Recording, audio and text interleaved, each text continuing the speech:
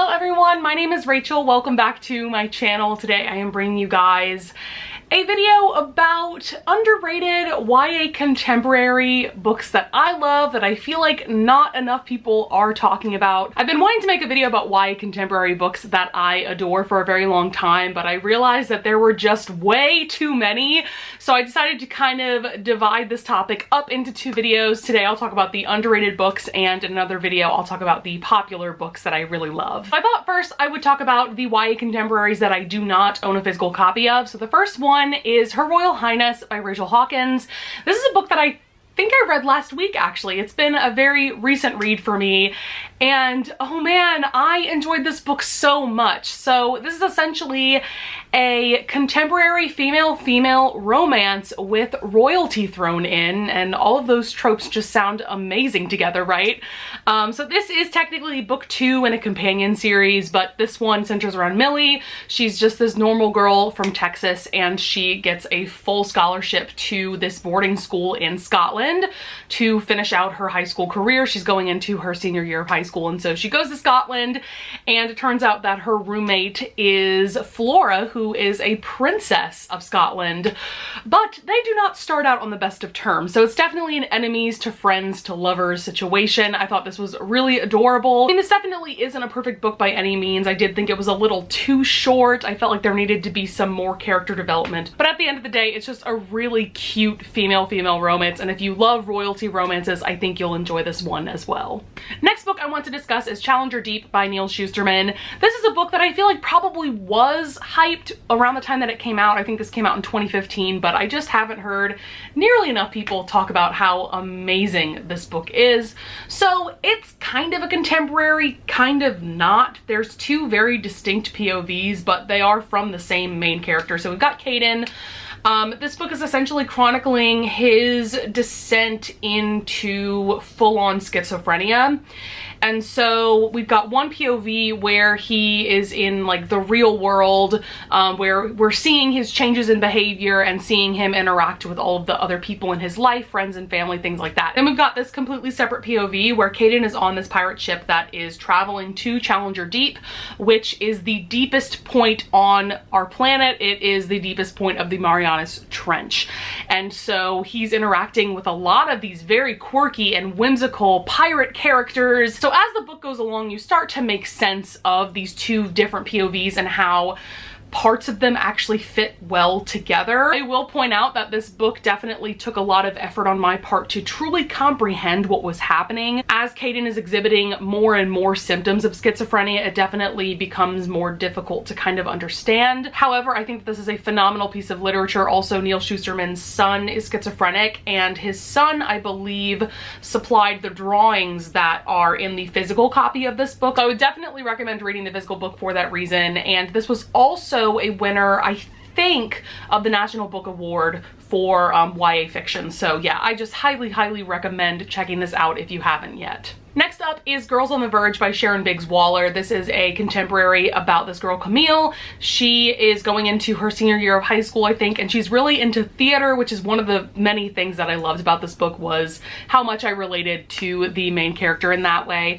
But she does become pregnant, and so what ends up happening is she's in Texas where there are very restrictive abortion laws. So she ends up going on a road trip with her two best friends to try to get an abortion. This is definitely a pretty wild ride of a book. I just loved the three major characters, and I really adored the open and honest way that the author discussed not only abortion, but all of the issues surrounding that topic, such as laws and things like that.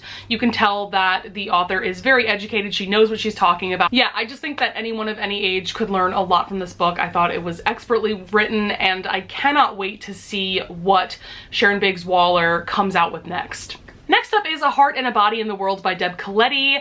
This book got me, y'all. There is a plot twist at the end of this book that totally shocked me. I thought I had this book all figured out, and then Deb Coletti just pulled the rug out from under me.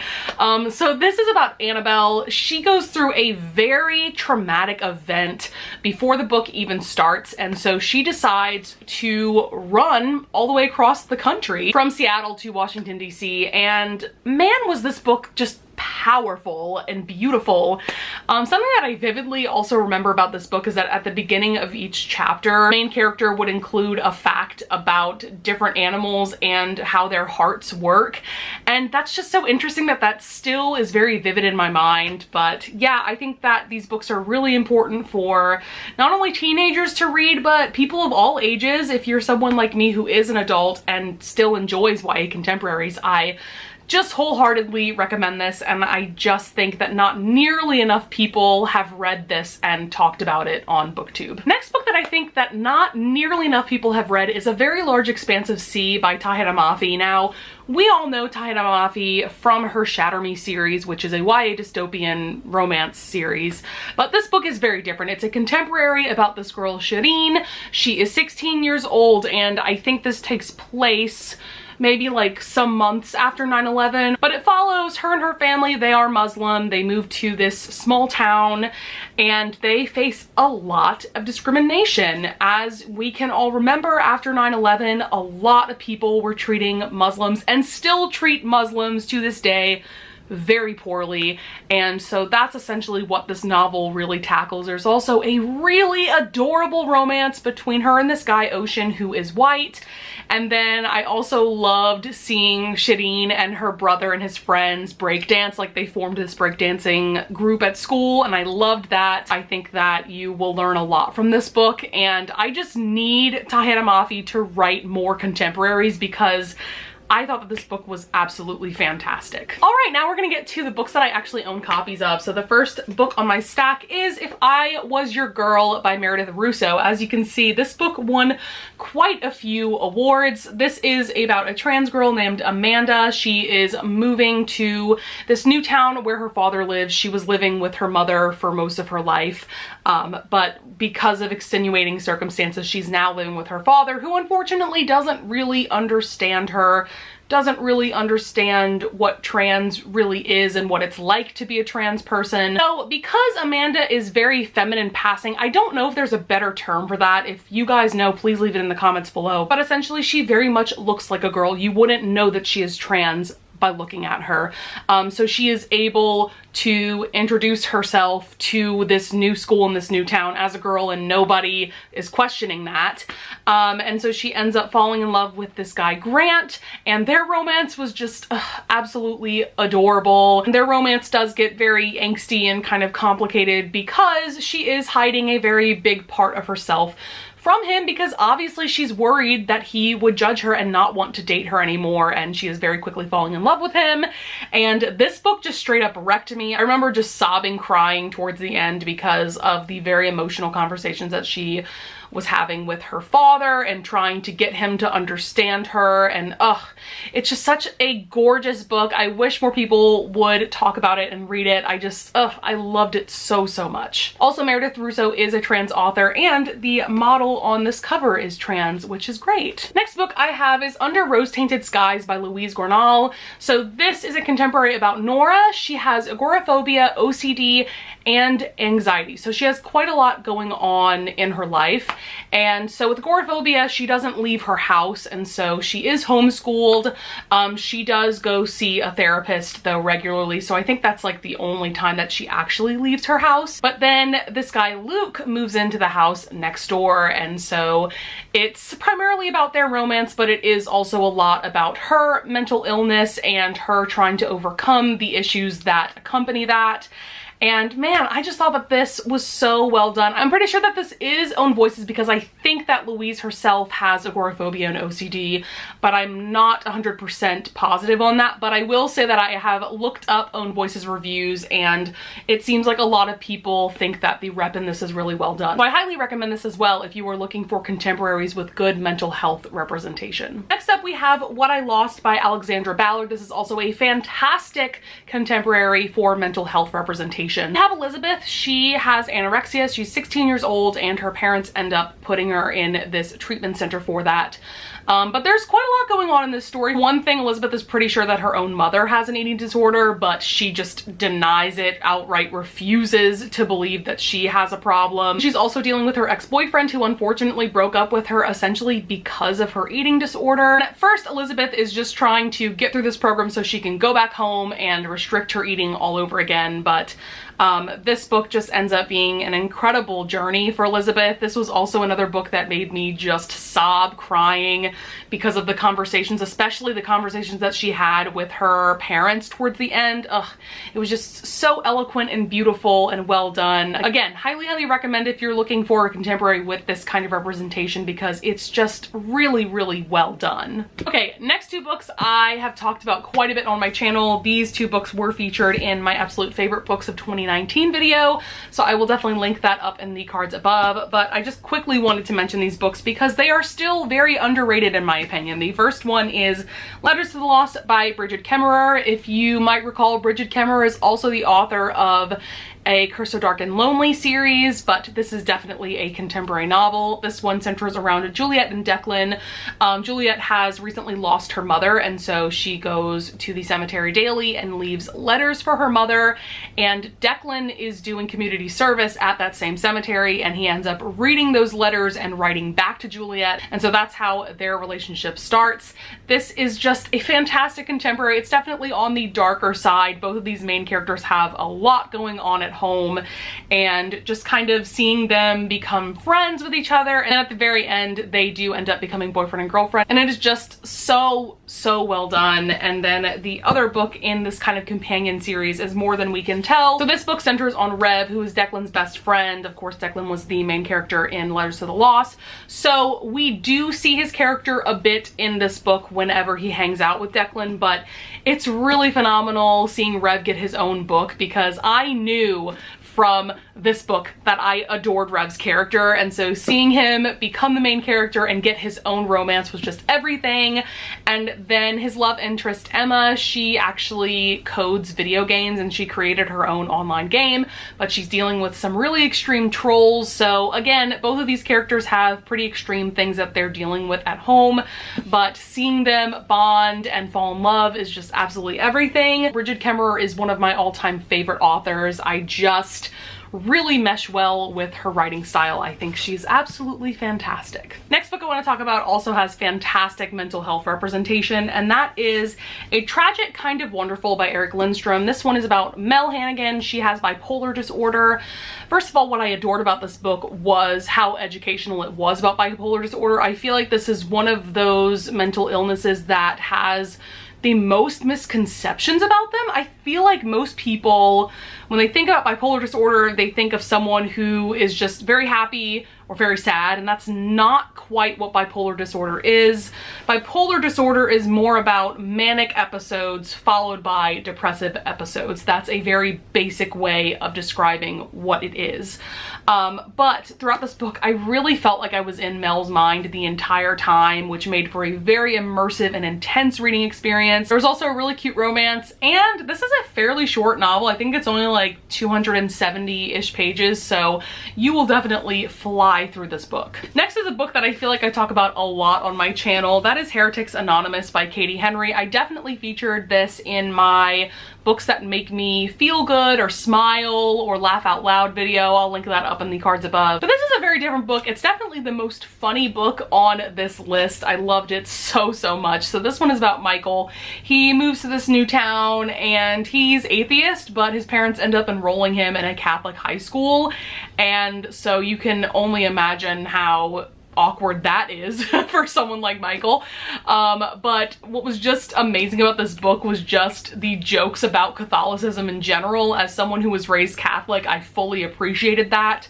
I also just really liked Michael's character and his group of friends because he ends up joining this group called Heretics Anonymous, which is a group of kind of social outcasts of the school. These are also kids that are questioning Catholicism in general and questioning themselves and things like that. So yeah, especially if you were raised in any religion, I think you will definitely appreciate this book more than other people might because of those Catholic jokes and things like that.